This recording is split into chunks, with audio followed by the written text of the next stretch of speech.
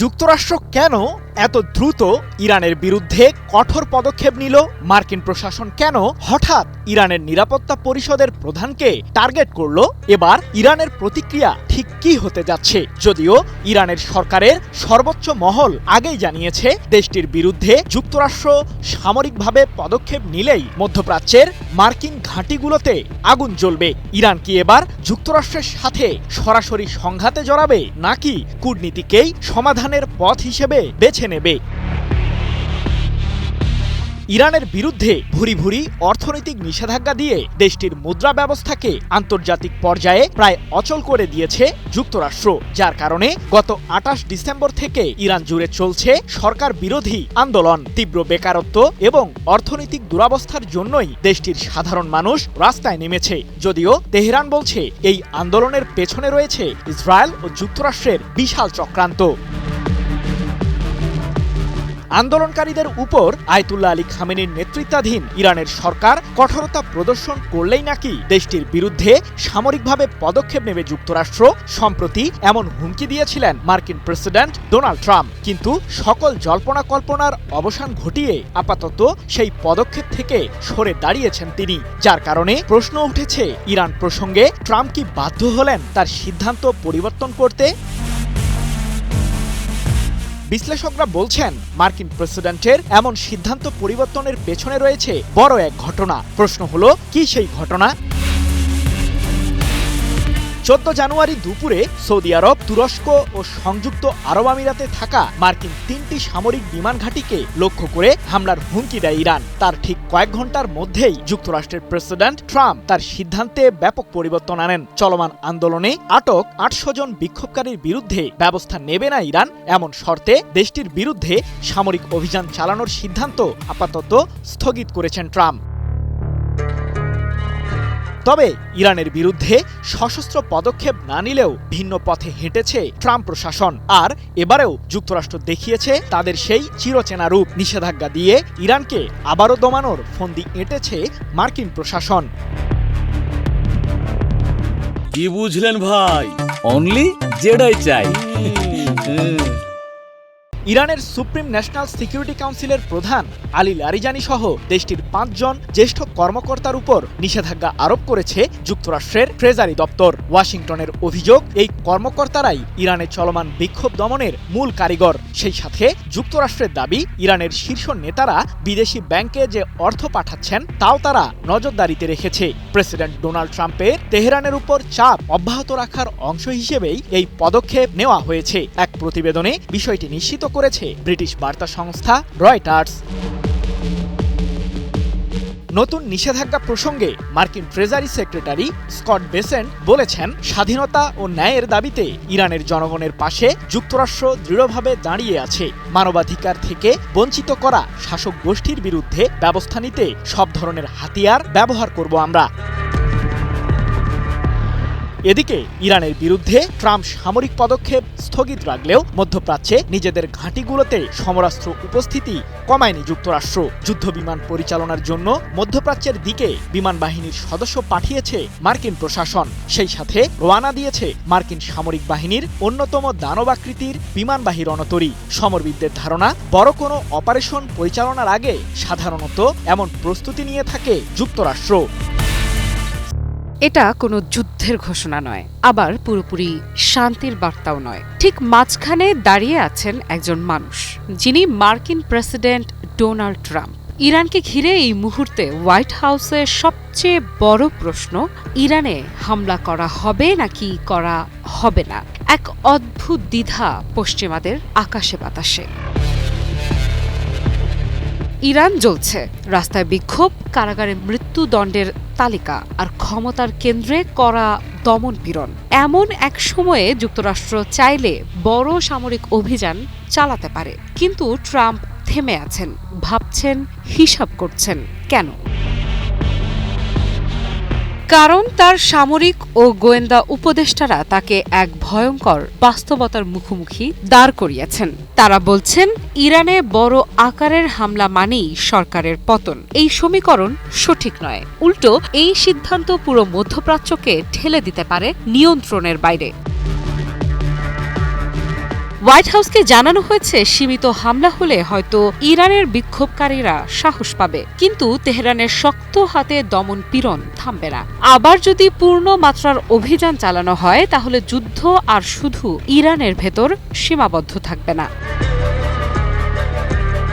ইরানের হাতে আছে ক্ষেপণাস্ত্র, ড্রোন আর আছে আঞ্চলিক প্রভাব। তাদের পাল্টা আক্রমণ ঠেকাতে হলে যুক্তরাষ্ট্রকে নামাতে হবে এখনকার চেয়ে অনেক বেশি সেনা, আরও বেশি যুদ্ধজাহাজ, আরও বেশি আগুন। একই সঙ্গে রক্ষা করতে হবে ইসরায়েল ও উপসাগরীয় মিত্রদেরও। এই টানাপোড়েনের মাঝেই আসে হোয়াইট হাউসের কড়া সতর্কবার্তা। প্রেস সেক্রেটারি ক্যারোলিন লেভিট স্পষ্ট করে জানান, বিক্ষোভকারীদের ওপর যদি নির্বিচারে হত্যাকাণ্ড চলতে থাকে তাহলে ইরানকে ভয়াবহ পরিণাম ভোগ করতে হবে। কিন্তু এরপর দৃশ্যপট বদলায়। খবর আসে ইরান প্রায় ৮০০ জনের পরিকল্পিত মৃত্যুদণ্ড স্থগিত করেছে। ট্রাম্প এটাকে দেখছেন ইতিবাচক অগ্রগতি হিসেবে। প্রশ্ন উঠছে, তাহলে কি চাপ কাজ করছে, নাকি এটা শুধু সময় কেনার কৌশল? এদিকে দক্ষিণ চীন সাগর থেকে মার্কিন বিমানবাহী রণতরী ইউএসএস আব্রাহাম লিঙ্কনকে মধ্যপ্রাচ্যের দিকে যাত্রার নির্দেশ দেয়া হয়েছে। প্রকাশ্যে শান্তির কথা আর নীরবে যুদ্ধের প্রস্তুতি, এই দ্বৈত বার্তাই কি এখন ট্রাম্পের কৌশল? হিরন আরও মিনারেল ওয়াটার মাত্র ৫০ পয়সায় প্রতি লিটার। এদিকে আঞ্চলিক মিত্ররা আতঙ্কিত। তুরস্ক, কাতার, সৌদি আরব সবাই অনুরোধ করছে যেন যুক্তরাষ্ট্র ইরানের ওপর কোনো সামরিক পদক্ষেপ না নেয়। কাতার ও ওমান নেমেছে মধ্যস্থতায়, কারণ তারা জানে একবার যুদ্ধ শুরু হলে আগুন ছড়াবে সবার ঘরে। ইরানও হুঁশিয়ারি দিয়েছে, যুক্তরাষ্ট্র হামলা চালালে অঞ্চলে থাকা মার্কিন ঘাঁটিগুলোই হবে প্রথম লক্ষ্য, বিশেষ করে কাতারের আল উদেইদ বিমান ঘাঁটি। সেই আশঙ্কায় ইতোমধ্যেই সেখান থেকে কিছু মার্কিন সেনা সরিয়ে নেওয়া হয়েছে। হামলা পাল্টা হামলার এই হুঁশিয়ারের মাঝেই মধ্যপ্রাচ্যের আকাশে বিপদের কালো মেঘ কেবল বেড়েই চলেছে। চলতি বছরই কি শুরু হচ্ছে তৃতীয় বিশ্বযুদ্ধ? ইরানের বিরুদ্ধে যুক্তরাষ্ট্রের হামলার পরই কি লাগছে সেই যুদ্ধ? তৃতীয় বিশ্বযুদ্ধ নিয়ে বাবা ভাঙ্গার ভবিষ্যৎবাণী হঠাৎ করেই কেন ভাইরাল হচ্ছে? বাবা ভাঙ্গা ১৯৯৬ সালে ৮৫ বছর বয়সে মারা যান। এর ৩ দশক পরও তার রহস্যময় ভবিষ্যৎবাণীগুলো বিশ্ববাসীকে ভাবাচ্ছে, কারণ ইরানের বিরুদ্ধে সামরিক অভিযান শুরু করতে এরই মধ্যে প্রস্তুতি নিয়েছে যুক্তরাষ্ট্র। সেই সাথে ইহুদিবাদীদের উস্কানিতে পা দিয়ে ইরান জুড়ে চলছে বিক্ষোভ। এদিকে ইউক্রেনের প্রেসিডেন্ট ভলোদিমির জেলেনস্কিও সম্প্রতি জানিয়েছেন ২০২৬ সালে তার দেশের বিরুদ্ধে যুদ্ধ আরো জোরদার করবে রাশিয়া। বিশ্ব কি তাহলে আরেকটি সংঘাতের জন্য প্রস্তুত? প্রায় ৪ বছর ধরে চলমান রাশিয়া ইউক্রেন যুদ্ধ বন্ধ করতে মরিয়া মার্কিন প্রেসিডেন্ট ডোনাল্ড ট্রাম্প, কিন্তু যুদ্ধের ময়দানে তারপরও কোনো শান্তির বার্তা পৌঁছাতে পারেননি তিনি। উল্টো ইরানের বিরুদ্ধেই ট্রাম্প দিচ্ছেন যুদ্ধের হুমকি। এরই মাঝে মধ্যপ্রাচ্যের সামরিক ঘাঁটিতে সমরাস্ত্র মোতায়েন করে ফেলেছে মার্কিন কেন্দ্রীয় কমান্ড। এছাড়াও নতুন বছরের শুরুতে ভেনেজুয়েলার প্রেসিডেন্ট নিকোলাস মাদুরোকে সস্ত্রীক আটকের পর নতুন করে আলোচনার কেন্দ্রে আসেন মার্কিন প্রেসিডেন্ট। এমন উত্তেজনাকর পরিস্থিতির মাঝেই তৃতীয় বিশ্বযুদ্ধ বেঁধে যাওয়ার বিষয়টি ভাবাচ্ছে বিশ্ববাসীকে।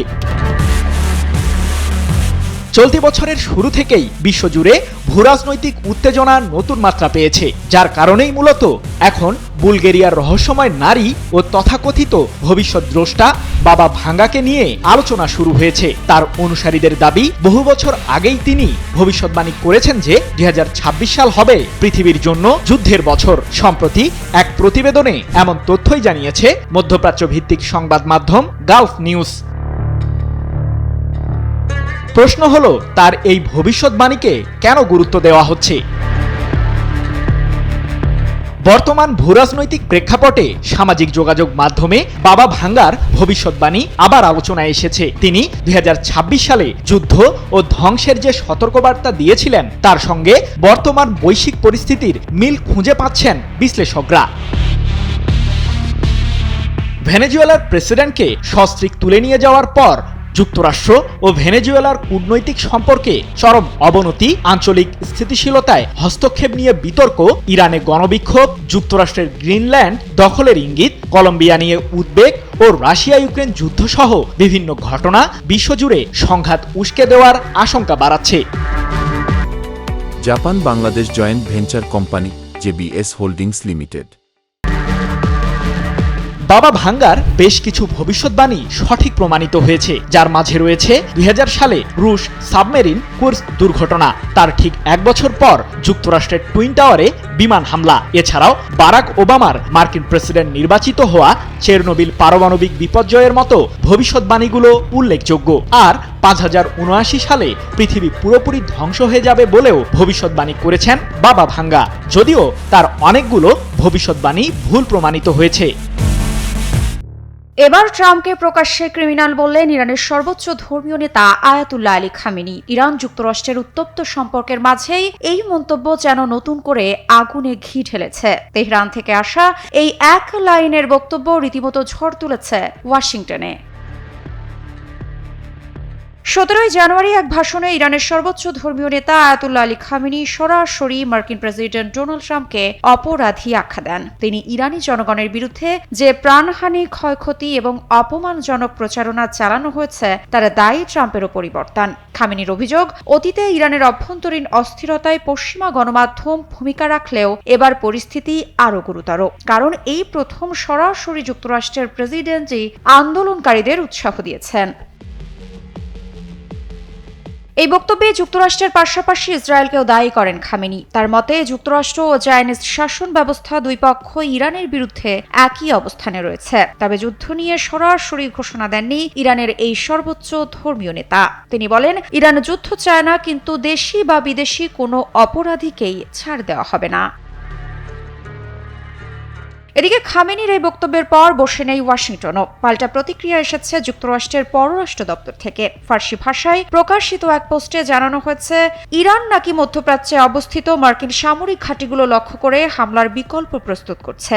পোস্টে স্পষ্ট ভাষায় বলা হয়, ইরান যদি কোনো মার্কিন ঘাঁটি বা সম্পদে হামলা চালায় তাহলে যুক্তরাষ্ট্রের জবাব হবে অত্যন্ত শক্তিশালী। বার্তার শেষ লাইনে ছিল সরাসরি হুঁশিয়ারি, প্রেসিডেন্ট ট্রাম্পকে নিয়ে খেলতে আসবেন না। এখন প্রশ্ন উঠছে, এই মন্তব্যের পর খ্যাপাটে ট্রাম্প কোন পথে হাঁটতে পারেন? বিশ্লেষকদের মতে ট্রাম্পের সামনে কয়েকটি বিকল্প খোলা আছে। প্রথমত, সামরিক চাপ বাড়ানো। মধ্যপ্রাচ্যে আরও যুদ্ধজাহাজ, বিমানবাহী রণতরী বা অতিরিক্ত সেনা মোতায়েন করে ইরানের ওপর মানসিক চাপ তৈরি করতে পারেন ট্রাম্প। দ্বিতীয়ত, সরাসরি হুমকির রাজনীতি। ট্রাম্পের পরিচিত কৌশল হল টুইট বা প্রকাশ্য বক্তব্যে কড়া ভাষা ব্যবহার করে পরিস্থিতি উত্তপ্ত রাখা। খামেনির মন্তব্যের জবাবে আরও আক্রমণাত্মক বক্তব্য আসতে পারে। তৃতীয়ত, নিষেধাজ্ঞার নতুন ধাক্কা। ইরানের অর্থনীতি লক্ষ্য করে নতুন নিষেধাজ্ঞা বা আন্তর্জাতিক চাপ বাড়ানোর পথেও হাঁটতে পারে ওয়াশিংটন। আর চতুর্থত, সীমিত সামরিক প্রতিক্রিয়া। পুরো যুদ্ধ নয়, কিন্তু ইরানের কোনো সামরিক স্থাপনা বা প্রক্সি গোষ্ঠীর ওপর টার্গেটেড অ্যাকশন। এই অপশনও উড়িয়ে দিচ্ছেন না বিশ্লেষকরা। মধ্যপ্রাচ্যে ইরান যুক্তরাষ্ট্রের উত্তেজনা যখন তুঙ্গে, ঠিক তখনই খবর এলো ইরাকের আইন আল আসাদ ঘাঁটি ছেড়েছে মার্কিন সেনারা। কিন্তু কেন? আর কেন এখন? ইরানের ভয়ে কি তাহলে গুটিয়ে নিচ্ছে যুক্তরাষ্ট্র, নাকি বড় সংঘাতের আগে নিচ্ছে একেবারে হিসেবি সেফ এক্সিট? ইরাকের পশ্চিমাঞ্চলে অবস্থিত আইন আল আসাদ বিমান ঘাঁটি, যেটা একসময় ছিল মধ্যপ্রাচ্যে যুক্তরাষ্ট্রের সবচেয়ে গুরুত্বপূর্ণ সামরিক ঘাঁটিগুলোর একটি, সেই ঘাঁটি থেকেই এবার তল্পি তল্পা গুটিয়ে চলে গেছে মার্কিন সেনারা। শুধু যুক্তরাষ্ট্র নয়, তাদের নেতৃত্বাধীন অন্য দেশের সেনারাও। ঘাঁটি ছাড়ার পর এর পূর্ণ নিয়ন্ত্রণ এখন ইরাকের সেনাবাহিনীর হাতে। ইরাকের প্রতিরক্ষা মন্ত্রণালয় জানিয়েছে 17 জানুয়ারি থেকেই কার্যকর হয়েছে এই প্রক্রিয়া। একজন ইরাকি সেনা কর্মকর্তা নিশ্চিত করেছেন, মাত্র কয়েকজন মার্কিন সেনা এখনো আছে, শুধু লজিস্টিক কাজ শেষ করার জন্য। কাজ শেষ হলেই তারাও চলে যাবে। এর বেশি কিছু বলা হয়নি, কারণ নিরাপত্তা। তাহলে ইরানের ভয় কি এখনো তাড়া করছে যুক্তরাষ্ট্রকে? আইন আল আসাদ এই নামটা ইরানের কাছে নতুন নয়। 2020 সাল বাগদাদের রাস্তায় ড্রোন হামলায় ইরানের কুদস ফোর্সের প্রধান কাশেম সোলাইমানিকে হত্যা করে যুক্তরাষ্ট্র। এর জবাব দিতে ইরান যা করেছিল তা আজও ভুলতে পারেনি পেন্টাগন। ইরান থেকে ছোড়া ব্যালিস্টিক মিসাইলের বৃষ্টি নেমেছিল আইন আল আসাদ ঘাঁটিতে। ঘাঁটি ক্ষতিগ্রস্ত হয়, অনেক মার্কিন সেনা তখন শারীরিক নয় মানসিকভাবে ভেঙে পড়েছিল। এই ঘাঁটি তাই ইরানের কাছে শুধু একটা সামরিক স্থাপনা নয়, এটা প্রতিশোধের প্রতীক। আর সম্প্রতি ইরান সোজা সাপটা বলে দিয়েছে, যুদ্ধ হলে প্রথম টার্গেট হবে মার্কিন ঘাঁটি। তাহলে প্রশ্ন, এই ইতিহাস মাথায় রেখেই কি যুক্তরাষ্ট্র আগে ভাগে সরে যাচ্ছে? এদিকে ওয়াশিংটন বলছে এটা ভয় নয়, এটা পরিকল্পনা। 2024 সালে ইরাক ও যুক্তরাষ্ট্রের মধ্যে সেনা প্রত্যাহার সংক্রান্ত চুক্তি হয়। সেই চুক্তি অনুযায়ী 2025 সালের সেপ্টেম্বরের মধ্যে শত শত সেনা প্রত্যাহার, 2026 সালের মধ্যে পুরো ঘাঁটি খালি। তবে প্রশ্নটা থেকেই যায়, যখন উত্তেজনা চরমে ঠিক তখনই কেন গতি বাড়ল? এই উত্তপ্ত পরিস্থিতিতে বরাবরের মতোই আগুনে ঘি ঢেলেছেন মার্কিন প্রেসিডেন্ট ডোনাল্ড ট্রাম্প। ইরানের সরকার বিরোধী বিক্ষোভে হাজারো মানুষের মৃত্যুর পর ট্রাম্প জানিয়েছেন ইরানের নতুন নেতৃত্ব দরকার। এই বক্তব্যের স্পষ্ট ইঙ্গিত ইরানের সর্বোচ্চ ধর্মীয় নেতা আয়াতুল্লাহ আলী খামেনিকে সরানোর বার্তা। তবে ইরান থেকেও জবাব আসতে দেরি হয়নি। খামেনি সরাসরি অভিযোগ তুলেছেন, ইরানের বিক্ষোভ, সহিংসতা ও হত্যাকাণ্ডের পেছনে যুক্তরাষ্ট্র ও ইসরায়েল জড়িত। আর ট্রাম্পকে আখ্যা দিয়েছেন ক্রিমিনাল।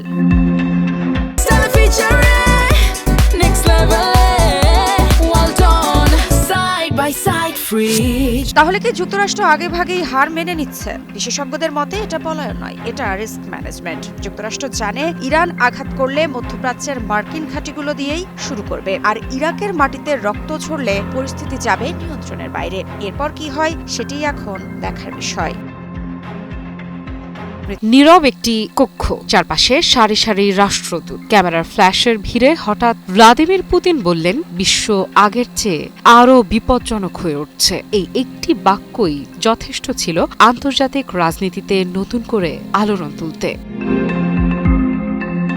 ক্রেমলিনে বৃহস্পতিবার নতুন রাষ্ট্রদূতদের পরিচয়পত্র গ্রহণের অনুষ্ঠান ছিল মূলত প্রোটোকল ভিত্তিক। এমন অনুষ্ঠানে সাধারণত সৌজন্য আর কূটনৈতিক ভাষাই শোনা যায়, কিন্তু পুতিন সেই রীতি ভেঙে বিশ্ব পরিস্থিতির দিকে আঙুল তুললেন। তিনি কোনো দেশের নাম নেননি, ভেনেজুয়েলা, ইরান, গ্রিনল্যান্ড একটিও নাম উচ্চারণ করলেন না। তবু সবাই বুঝে গেল কথাগুলো হাওয়ায় ছোড়া নয়।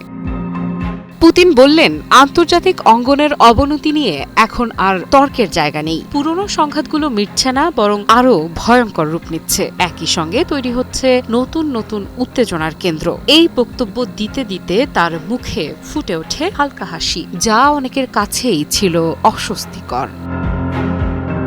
এই হাসি কি বিশ্ব রাজনীতির বাস্তবতা বুঝে নেওয়ার আত্মবিশ্বাস, নাকি সামনে আসছে আরও কঠিন সময় তার আগাম ইঙ্গিত? চলতি বছর রাশিয়ার পররাষ্ট্র নীতি নিয়ে এটি ছিল পুতিনের প্রথম প্রকাশ্য বক্তব্য। তবু তিনি সচেতনভাবেই এড়িয়ে গেলেন যুক্তরাষ্ট্র বা ডোনাল্ড ট্রাম্পের নাম। কিন্তু তার প্রতিটি শব্দ যেন শক্তির রাজনীতির বর্তমান নেতৃত্বদের দিকেই ইঙ্গিত করছিল। পুতিন অভিযোগ করেন, আজকের বিশ্বে একপাক্ষিক চিন্তাধারা ক্রমেই প্রাধান্য পাচ্ছে, যেখানে শক্তির জোরে নিজের ইচ্ছা চাপিয়ে দেয়া, অন্যদের উপদেশ দেয়া কিংবা নির্দেশ জারি করাকে স্বাভাবিক বলে ধরা হচ্ছে। তার মতে এই মানসিকতাই বিশ্বকে আরও অনিরাপদ করে তুলছে। এই প্রেক্ষাপটে তিনি তুলে ধরেন রাশিয়ার অবস্থান। বলেন, মস্কো বহুমেরুর বিশ্ব ব্যবস্থার পক্ষে অটল, এমন এক কাঠামো যেখানে কোনো একক শক্তি বিশ্বকে নিয়ন্ত্রণ করবে না। এই বক্তব্য শুধু আদর্শিক নয়, এটি রাজনৈতিক কৌশলের অংশ, বিশেষ করে ইউরোপকে ঘিরে। পুতিন আবারও ইউরোপের নতুন নিরাপত্তা কাঠামো তৈরির প্রস্তাব নিয়ে আলোচনার আহ্বান জানান। তার ভাষায়, এই বাস্তবতার প্রয়োজনীয়তা হয়তো সবাই এখন মানছে না, কিন্তু সময়ের সঙ্গে সঙ্গে তা স্বীকার করতেই হবে। তিনি বলেন, ততদিন পর্যন্ত রাশিয়া নিজের লক্ষ্য থেকে সরে আসবে না।